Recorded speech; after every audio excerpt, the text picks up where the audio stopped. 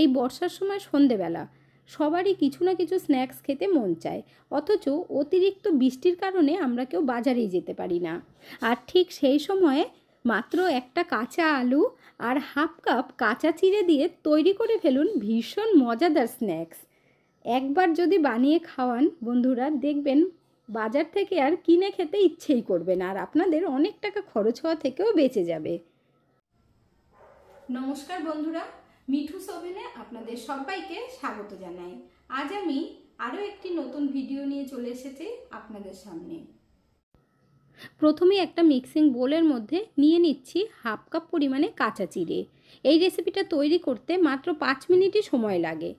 এরপর একটু বেশি করে জল দিয়ে চিড়েটাকে 2 থেকে 3 বার ভালোভাবে ধুয়ে নিতে হবে। চিড়েটা যদি খুব পাতলা হয় তাহলে 2-3 বার ধুতে ধুতে চিড়েটা নরম হয়ে যাবে, সেই ক্ষেত্রে কিন্তু ভিজিয়ে রাখার দরকার পড়বে না। এখানে দেখুন ভালোভাবেই চিড়েটাকে ধোয়া হয়ে গেছে। এরপর এই চিড়ের মধ্যে অল্প করে জল দিয়ে দিতে হবে যাতে চিড়েটা একদম সফট হয়ে যায়। যদি মোটা চিড়ে হয় তাহলে 5 মিনিট মতো ভিজিয়ে রাখবেন, না হলে 2-3 মিনিটেই দেখবেন ভিজে যাবে। চিড়ের মধ্যে জল দিয়ে দিয়েছি। এরপর চিড়েটাকে আমরা 2 থেকে 3 মিনিটের জন্য রেস্টে রেখে দেব। ততক্ষণে আমরা বাকি প্রিপারেশনটা করে নেব। এখানে আমি একটা মিডিয়াম সাইজের আলু নিয়েছি। হাফ কাপ চিড়ের জন্য মিডিয়াম সাইজের আলু একদম পারফেক্ট। আপনারা যদি বেশি করে দিয়ে তৈরি করতে চান তাহলে 2টো আলু দেবেন, মানে 1 কাপ চিড়ের জন্য 2টো আলু। আর এই স্ন্যাক্সটা আপনারা ঘরে তৈরি করে নেবেন, দেখবেন বাচ্চা থেকে বড় সকলেই খেতে পারবে। এখানে দেখুন আলুর খোসা ছাড়ানো হয়ে গেছে। এখন আমরা আলুটাকে কেটে নেব। তবে আলুটা কিন্তু ছোট বড় টুকরোর ব্যাপার নেই, যেরকম খুশি সেরকম কেটে নিতে পারেন।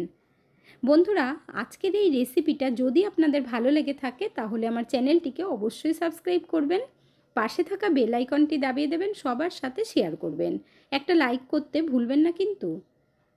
এখানে আপনারা দেখতেই পাচ্ছেন আলুটাকে কিন্তু আমি রাফলি কেটে নিচ্ছি। এই বর্ষার সময় সকলেরই কিছু না কিছু খেতে মন চায় সন্ধে হলেই, আর অতিরিক্ত বৃষ্টির কারণে বাইরেও যাওয়া যায় না, তাই ঘরেই ঝটপট একটা কাঁচা আলু আর হাফ কাপ চিড়ে দিয়ে বানিয়ে ফেলুন। এখানে দেখুন আলুটা কাটা হয়ে গেছে। এরপর ভালোভাবে ধুয়ে নিতে হবে, তার জন্য আমি একটা বোলের মধ্যে নিয়ে নিচ্ছি। আলুটাকে 3 থেকে 4 বার ভালোভাবে ধুয়ে নিতে হবে, কারণ আলুর মধ্যে অনেক পরিমাণে স্টার্চ থাকে। এরপর নিয়ে নেব আমরা মিক্সির ছোট জার। যেহেতু আমি অল্প করে তৈরি করছি আর চিড়েটাও দেখতে পাচ্ছেন একদম সফট হয়ে গেছে, আর জলটাও কিন্তু চিড়ের মধ্যে পুরো টেনে নিয়েছে। এরপর এই মিক্সির জারের মধ্যে পুরো চিড়েটাকে একবারে দিয়ে দিতে হবে। এর সাথেই আমরা আলুও দিয়ে দেব, তাই আলুটাকে ছোট করে কেটে দেবেন, তাহলে ভালো হবে। আর আপনারা চাইলে আলুটা আগে দিয়ে মিক্সিতে ঘুরিয়ে নিতে পারেন, তাতে করে আরও কাজটা সহজ হয়ে যাবে। এখানে দেখুন পুরো আলুটাই দেওয়া হয়ে গেছে। এরপর জারের ঢাকনাটা বন্ধ করে দিয়ে ভালোভাবে পেস্ট করে নেব, যদি দরকার মনে হয় অল্প জল দেবেন। এখানে দেখুন বন্ধুরা পেস্ট করা হয়ে গেছে। চিড়ে আলুর পেস্ট আমরা মিক্সিং বোলের মধ্যে ঢেলে দেব। আর পেস্ট করার পর যদি আলুর ছোট ছোট টুকরো থেকে যায় তাহলে কিন্তু কোনো রকম অসুবিধা হবে না। এর মধ্যে এখন দিয়ে দিতে হবে গোটা জিরে হাফ চামচ পরিমাণে, আর স্বাদ মতো নুন। নুনটা কিন্তু অল্প করেই দেবেন। দিয়ে দিচ্ছি 2টো কুচনো লঙ্কা, আর বেশি করে একটু ধনেপাতা। বাচ্চারা খেলে পরে লঙ্কাটা কিন্তু একটু কম দেবেন। এরপর হাফ ইঞ্চি আদা গ্রেট করে দিতে হবে। আপনারা কিন্তু পেস্ট করে দেবেন না, এইভাবে গ্রেট করে দেবেন, তাহলে খেতে খুব ভালো লাগবে। আর যেহেতু রেসিপিটা তৈরি করতে টাইম ভীষণই কম লাগে, তাই বাটাবুটির কোনো দরকার নেই, গ্রেট করে দিয়ে দেবেন। এর মধ্যে এখন গোলমরিচের গুঁড়ো দিয়ে দিলাম হাফ চামচ। তারপর বাইন্ডিংয়ের জন্য দিয়ে দিচ্ছি আটা। চাইলে আপনারা ময়দা দিতে পারেন, তবে একটু শরীরের দিকটাও আমরা খেয়াল রাখবো, তাই আটা দিয়ে দিলাম। এরপর খুব ভালোভাবে মেখে নিতে হবে।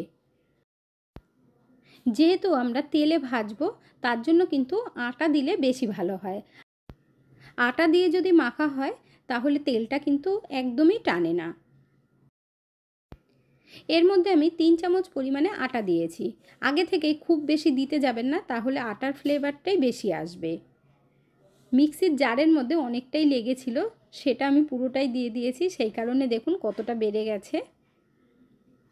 এরপর আপনাদের দেখিয়ে দিচ্ছি, ঠিক এই রকমভাবেই কিন্তু মাখতে হবে, যাতে খুব বেশি টাইট না হয়ে যায়।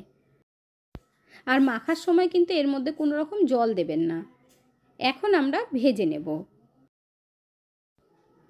ভাজার জন্য ফ্রাই প্যানের মধ্যে তেল দিয়েছি, আর তেলটা গরম হওয়ার পর গ্যাসের ফ্লেমটাকে মিডিয়াম আঁচে রেখেছি। এরপর ছোট ছোট করে পকোড়া আমরা তৈরি করে নেব।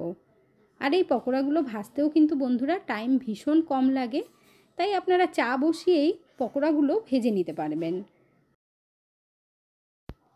আর একবারে কিন্তু অনেকটাই দেওয়া যাবে, একটার সাথে একটা লেগে গেল কোনো রকম অসুবিধে হবে না।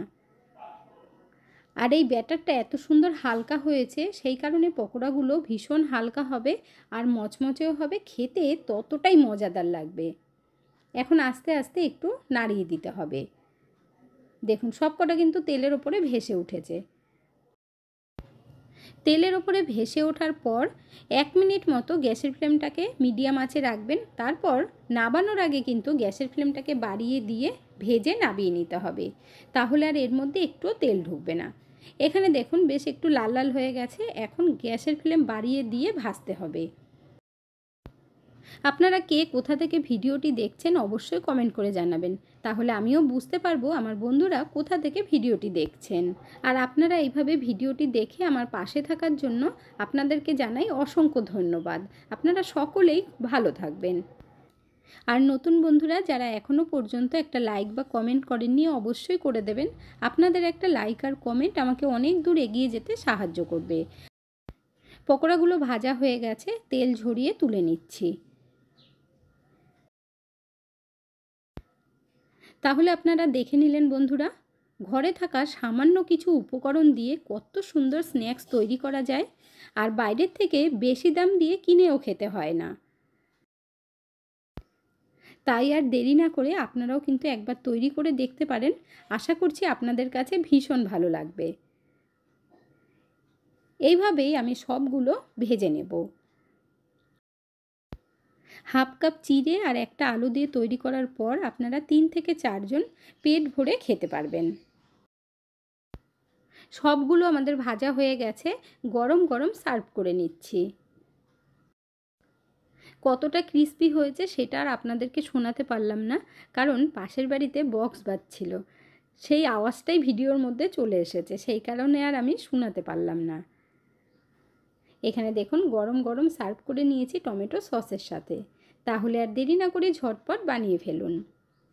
আজকের ভিডিওটা আপনাদের কাছে কেমন লাগলো অবশ্যই কমেন্ট করে জানাবেন। এতক্ষণ ধৈর্য ধরে ভিডিওটি দেখার জন্য অসংখ্য ধন্যবাদ। ভালো থাকবেন, সুস্থ থাকবেন, দেখা হচ্ছে পরের ভিডিওতে। Thank you.